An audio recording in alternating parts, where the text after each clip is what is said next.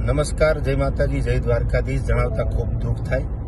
ધંધુકામાં ગઈકાલે બે રમીથી એક ભરવાડ સમાજના યુવાનનું મર્ડર થયું. આની પહેલા પણ કિશન ભરવાડનું મર્ડર થયેલું. આવી માનસિકતા ધરાવતા જે ન્યુસન્સ છે, હિન્દુ વિરોધી માનસિકતા, તો સરકારશ્રીને અપીલ કરીએ કે વહેલી તકે એમને કડકમાં કડક સજા આપે અને આ પરિવાર જે છે એને ન્યાય આપે. રહી વાત બીજી કે ડાયરા ખૂબ ભેગા કર્યા છે, તો તમારા દુઃખમાં પણ ભેગા છે.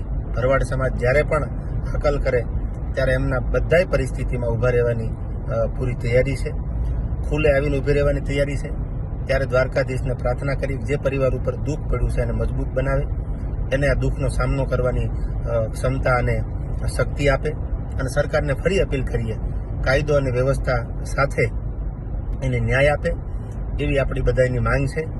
અને હિન્દુ વિરોધી જે માનસિકતા ધરાવે છે આને વહેલી તકે જો ડામવામાં નહીં આવે તો આજ આ ભરવાડ સમાજ, કાલ કોઈ બીજો સમાજ, કાલ કોઈ ત્રીજો સમાજ, આ બધા હિન્દુ ઉપર જ્યારે આવા ઘા થાય છે ત્યારે આ પાંચમી ઘટના છે હું જાણું છું ત્યાં સુધી, તો વહેલી તકે આનો કંઈક રસ્તો નીકળે એવી સરકારશ્રીને આપણા બધાની અપીલ છે.